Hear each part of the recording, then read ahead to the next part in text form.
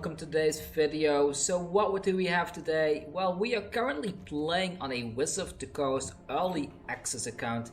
I was streaming earlier and I wanted to make a bit of a video about this little deck that I've had a lot of success with and that I really like a lot, which is Dimir Rogues. I already expressed my excitement for this particular deck before because I really wanted to play with Zareth San, the rogue, which in my heart is just a ninja because it functions like ninjutsu in Magic the Gathering. And yeah, this is the deck that I've came up with so far. It has gone through some iteration and some changes. Today, like, I've started adding these mythic land cards in here that before I wasn't too sure about if they really have a spot in this deck. And I've added these Blackbloom Rogues as well as a nice 2-3 menace, which becomes stronger when there are 8 or more cards in the opponent's graveyard. Plus you can play this as a tap land swamp if needed. Overall, the Dimir Rogue deck is quite good. I've also messed around, I will show it quickly before I jump into some footage, with a Rakdos Rogues deck. Rakdos Rogues is fun, however there's a big issue because it's very hard to get stuff in your opponent's graveyard, so the Nighthawk Scavenger only seems to work well if you draw into a Thieves Guild Enforcer and then some other rogues to fill the graveyard up a little bit already. And we do have relatively low amounts of removal. Well, we have these two removal and the Inscription Rune as well as the Aggress Mauling, but overall sometimes you feel like you don't have the right removal for the right target, which is a bit of a downside. However, it's a fun deck. When you get Zagras on battlefield, he is just extremely powerful. You can deal with Planeswalkers easily, and I think this particular deck here can be optimized to be a very fun Rakdos deck. However, I couldn't really find a land. I assumed that there would be a rare land that is Rakdos colored, but I couldn't find it. Maybe I'm looking wrong, but I can't find it. Tell me if I'm doing something wrong. Like, I see there's a Gruul one here, there's a Boros one there, and that's kind of where it ends. I can't find the Rakdos version of that, so maybe it's not in the set, maybe I'm looking wrong or something, but I think it's a bit of a downside. Like, if we do not have an untapped source of double mana, or at least a means of being able to choose mana in the game, then I fear that Rakdos is going to be falling behind in terms of power level. Of course, you can somehow remedy that by slapping these cards into a Grixis shell. Like, if I was actually thinking to turn this Rogues deck into a Grixis list and just go full on aggro and remove the whole control package that I have going on right now. But I'm not sure yet, I think keeping it 2-color for now is probably the way to go for the time being. Anyways, let's just jump into some footage. I haven't pre-recorded it yet this time, so it's going to be completely new matchups for me as well, and it's not the same as the ones in the stream. So for those of you that have been watching the stream, well, welcome again, and we are going to revisit this deck yet another time to have some fun with it. There's a couple of decks I do want to feature on the channel that have been doing quite decently for me. One of them is the Boros Equipment deck, and another one is a Naya Winota deck that I came up with the other day that has also been doing quite decently. So those are the ones I want to cover the coming few days, and after that we need to see what else we want to see on the channel. Let's have a look. So it's a bit of a slow start here with the Scryland, but I feel if we get these two on the battlefield, these Drowning the Lochs are going to be very sickening for the opponent to deal with. So let's just keep this for the time being. There we go. We will be scrying for lands. There is a land. Perfect. And then during their turn, hello opponent, how are you doing? Spare supplies, I'm not sure, what is this? Spare as a battlefield tapped, you draw a card, sacrifice, draw a card. That's very nice. That's like a 2-draw for 4 mana basically. That's really decent. That's something I should keep an eye out. I guess I need to play this now. We don't have the flashy rogue, so I want to start milling them already like I always do. So that's 4 things in the graveyard right there, and then next we can start keeping up some control magic, or maybe even remove something from the battlefield. And see, so right then, so I can play this one now that will put a bunch more stuff into the graveyard. Then by giving this minus two attack power, then that allows me to attack in with both of these at once. They can block here if they want to, but then they kind of lose their Sky Scanner. Sky Scanner is probably just fodder for them. No idea why they blocked there. Maybe they don't realize that the thing is -1. But that's fine for me. The cool thing about the Merfolk Windrobber here is that if you do face something like a board wipe now, then you can simply sacrifice this thing. And you got a card back for it, so it kind of replaces itself. I might even add more copies of this because of that reason, but oh well, for the time being, this will just have to do. So my turn, and I'm no idea what they're up to. They are playing some weird land shenanigans, no idea what this is, but let's keep on going and attacking with everything. I doubt they have anything flashy coming in here. They're probably just gonna sacrifice the spare supplies to be able to get a card draw. I'm gonna make sure that these videos are going to be a little bit shorter so I can push a bunch of them out by today and tomorrow, so I apologize a little bit for that. So I will probably just play maybe 3 games with this deck before I move on to working on the next video. So here we go, they do that. Alright then. I think I'm gonna Anticognition if they cast something here, because that way I get to scry for a land. Oh, sorry. So we cannot do that there, so counter this by 2 that artifact, and there we go. And no land again. We do not get to see any Zareth San action right there. I don't want to sacrifice this and risk losing it and then not having a land anyway, so mill something more there. They might have another one. We are ready for it with yet another Drown in the Loch. Drown in the Loch is such a good card. I might just put like a one-off of those serpents in here. No, sorry sir, we are not doing any of that nonsense. A bit sad playing control magic like this, right? But oh well, it's just the way that magic is like nowadays. We missed a land drop yet again. Oof, this is not going well. So if they put this down, I could technically just bounce it to the hand, right? So maybe that's the way to go. Ah, I see. So they want all the colorless lands because this adds more mana for them. I understand now. I understand what they're going for now. Spare supplies, that's fine. Draw a card. Go.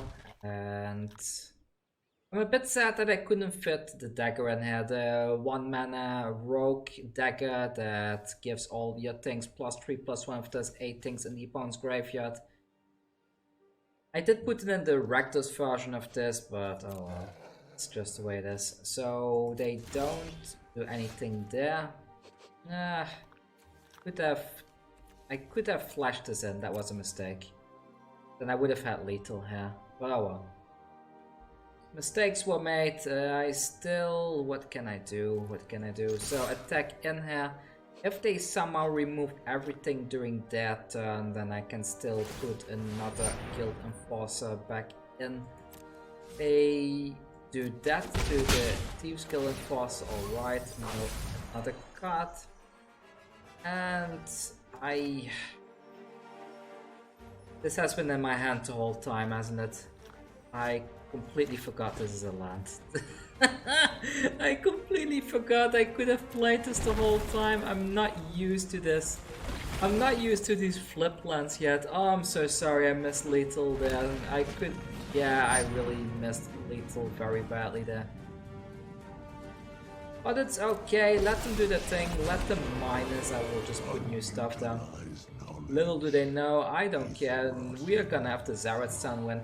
Let's just assume that me missing that land drop the whole time is just... It just happens so we can Zareth San during their turn. Of course, no other reason, everything happened just as intended, and now we put this down.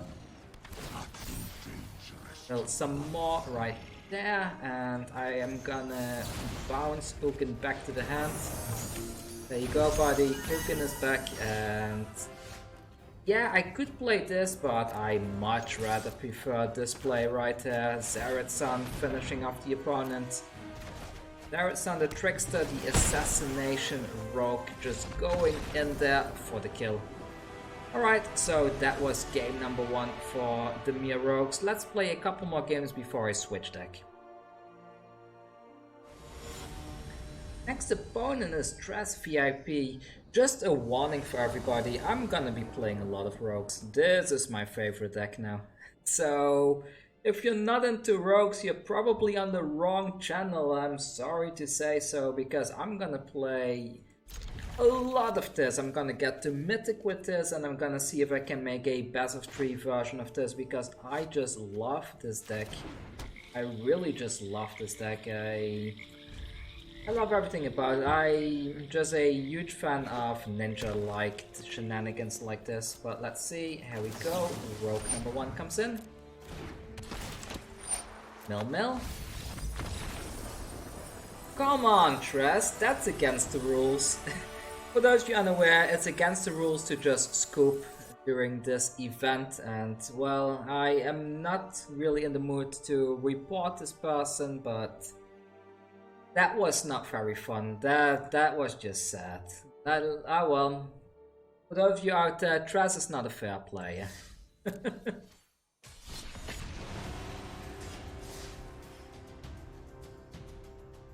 Oh, that was sad, because I actually had a really good hand there, didn't I? Oh well, that game didn't count, but that just doesn't feel good. And now we have a bad hand. Well, again. This is decent. Let's keep this. I will put 1 Zareth back into the deck. And let's go. So, here we go. Swarm go. Put a stop at the end of that turn. A little bit annoyed about that person scooping earlier, because I've been trying to stick as closely to the rule myself to not simply scoop whenever I can, and then just seeing a scoop like that, it just doesn't feel good, you know. Does this have flash? No, it doesn't, so let's put this down then. No mill. And in we go. We're up against the party deck, I guess, and what do we have in the graveyard? So we have 1 permanent or a land in the graveyard that we can bring back with the Zareth San later on. Just attack in with this then. Let's see what else we can mill. Okay. So they have 5 things in the graveyard now, and I hope they don't put a flyer down, because then I cannot attack in with Merfolk Windrobber. The deck they are playing, I was skeptical, but it's actually surprisingly good. I didn't think it would be good because of the whole, well, you know, the whole party mechanics seemed so inconsistent, but it does quite decently. It's quite fun in that way as well. So let's crack this. I guess I will get a second blue sauce, right? So island go. And yeah, I need to do it like this. So I need to attack in with this one. Goes unblocked, and then I can ninjutsu Zareth into the battlefield. I get to steal something out of the graveyard to put onto my side of the battlefield.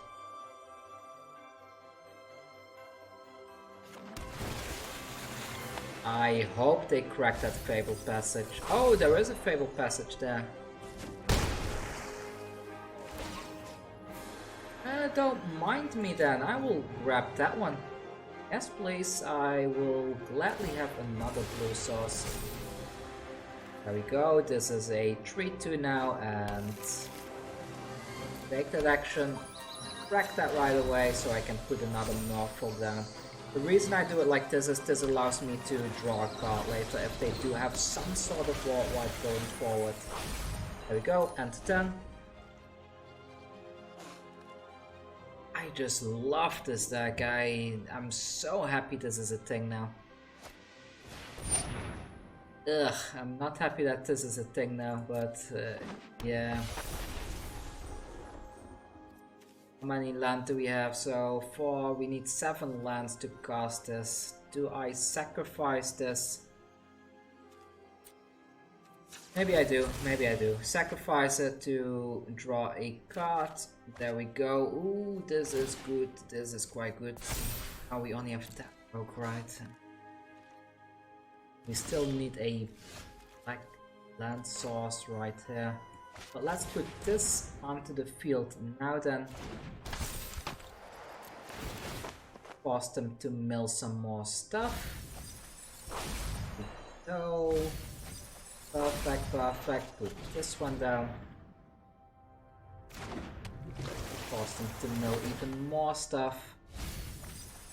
We are gonna have a lot of selection options with Zareth going forward, but let's see. So I guess I will play this as a land so I get one step closer to this. So not yet, let's sacrifice this one first just to see if we can get a land here. Soaring Thought-Thief, so this one can get into the battlefield. There we go. I will play this now. There we go. Perfect, perfect. And I need the battlefield to be emptied a bit. So what I will do is attack in here. I don't want this to die just yet. Let's do it like this. Force them to mill even more.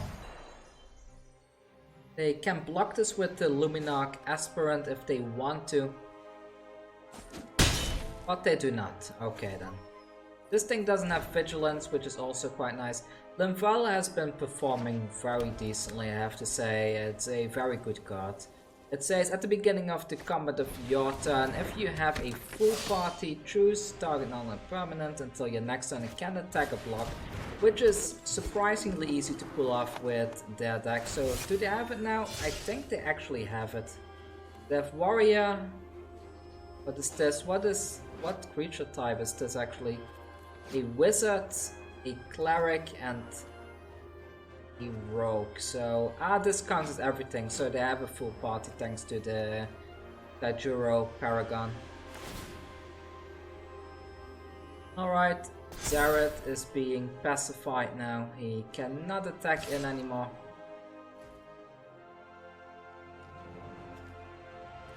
No, no blocks there. No blocks there.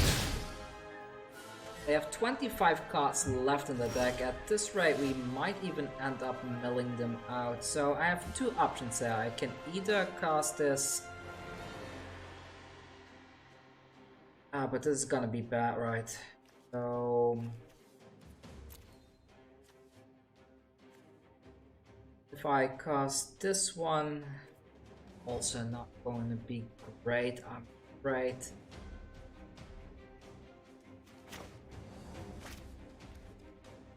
Draw equal to the number of cards in your hand plus 1. That's just not gonna cut it. And this is even better. So let's cast this one for... let's not do that just yet. Attack in with all of these for now, and let's see if they want to block anything. They will likely block with the Seasoned Hellblade here.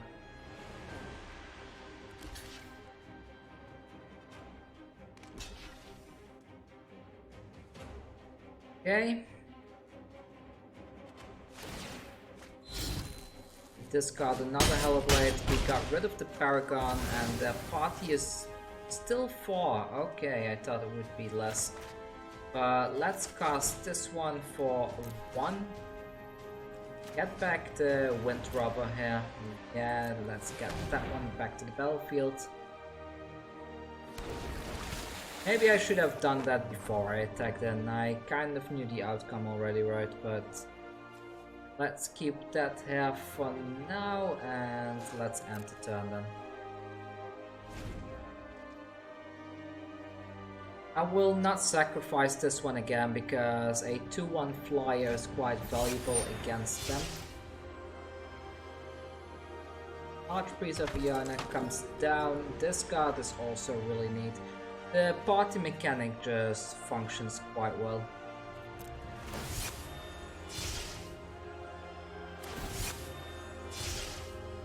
Okay, they go for the Thought-Thief. Alright then, alright then. Counter there, okay, and what else that gets flying? This one cannot attack or block anymore.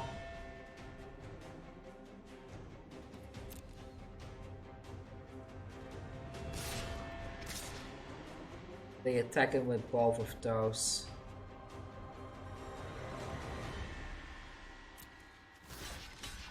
I think I need to do this. I need a battle rogue, so let's sacrifice that. Get a card draw. Scavenger, Nighthawk Scavenger is better. That's definitely better.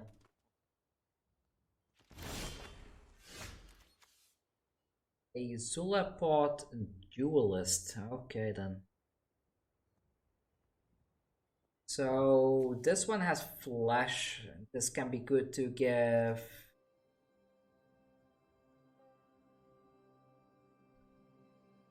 Actually, this can be good with the Zareth. So let's attack in with Zareth now. Yeah, force them to mill a bit. There we go. They are gonna block with the Hellblade for sure.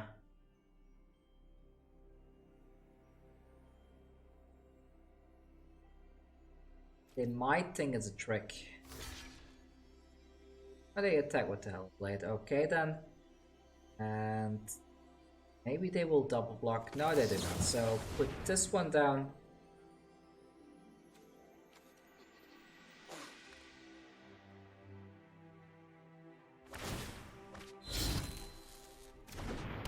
Yeah, so give this one -2, -0. So we got rid of the last card in the hand that way, and now we can also play this one.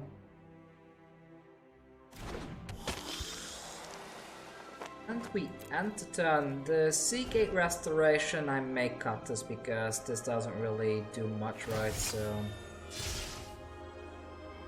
Oh no, not the Scavenger, but kind of expected, right? We knew that would happen.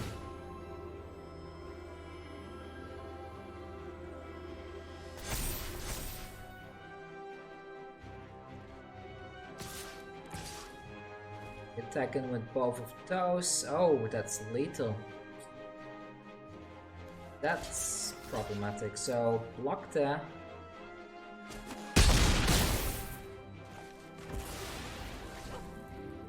I still have a card in the deck that can steal one of their things. Oh, well, that works. So what is causing this thing to gain flying here?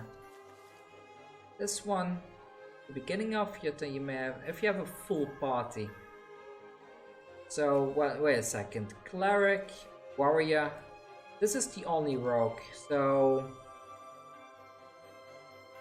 if I destroy this one, then they do not have a full party, right?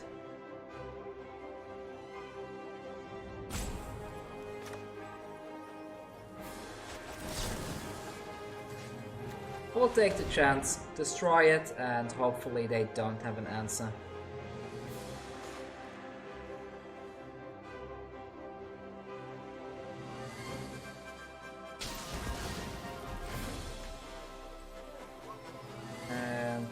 Yeah, let's not attack with anything then. No attacks.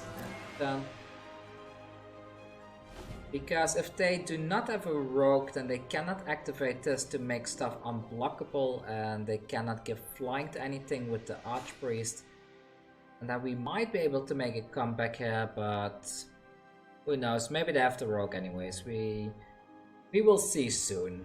We shall see soon. I don't have a pet. I completely forgot to set a pet. Okay. Attack with the Seasoned Hellblade.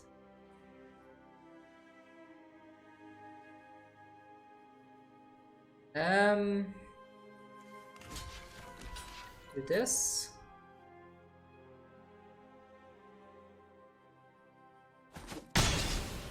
Alright. And now what did I do? Put a Wildwood Tracker down. I need to cast this now, right? So here we go. Really a waste, really big waste, but we killed Enforcer.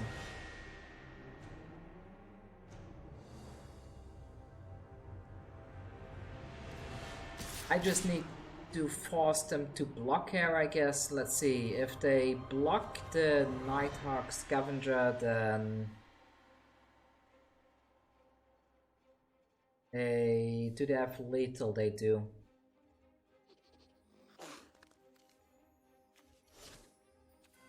So I need to do it like this, force them to block the Zareth San instead. Ah, I missed that play. Oh well, that's pretty much game over here, so GG to them. I will try to block with the Scavenger one more turn, but if they attack in with everything here, they got me, so nothing much to do about that. Let's see what they're gonna do. Block there. Get rid of that Lymphala, finally. And is this lethal? Should be, right. There we go. So I lost that one. The party deck is really good. Really good deck, very solid. But let's move on to the next game. Alright, next game against Elias V, and let's have a look. So what's in our hand? We have a Guild Enforcer, a Scavenger. I think this is good enough because we have some early removal here. Let's keep this and let's see if we can find a third land. I will put this onto the battlefield during their turn.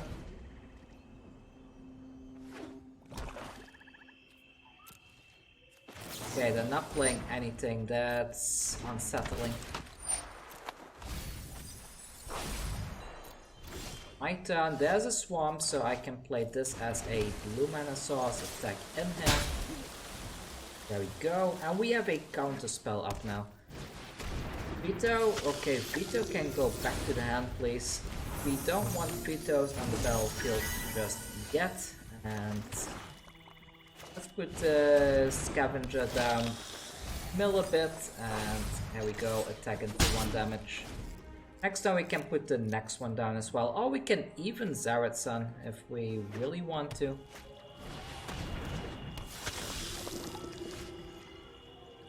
We couldn't Zareth, but let's go with another Scavenger then. Go, put some stuff into the graveyard, not quite enough to give this one its buff, but I'm quite happy with these two in the sky. Drana comes down, and I'm gonna destroy Drana, I guess. Destroy target creature, and goodbye Drana. And there we go, attack with both of these. I'm gonna shock that Seagate in because I want to keep a counter spell up, so let's pay that life right there. We have to drown in the Loch in hand, and then we should be able to close out the game now. Oh, yeah, let's not do that. Counter that and just say good game. There we go. Anyways, that's the last game for today with the Dimir Rogue deck, and I'm happy with this deck. I love this deck. It just plays nicely. If you are up against a swarming deck like the party deck, you can sometimes fall behind like you saw in the previous game, but it's just a fun deck. I'm fine with its weaknesses. It may be a bit problematic against a Euro deck, but I might find something to sideboard against those decks. So anyways, I hope you enjoyed the footage, and if you like this footage, please hit the subscribe button, and also if you want to, there is a link to my Patreon and donation link down in the description as well. A big thank you to Wizards of the Coast for giving me the opportunity to take part in this early access event. It really helps me to at least be able to give my viewers some sense of what decks are good and which ones are not. So really a big thank you to everybody at Wizards of the Coast for making this possible. Anyways, take care all, and see you all in the next video. I'm gonna jump straight into recording the next one now, so I will probably have a second video up later today if you are watching this right now. Take care.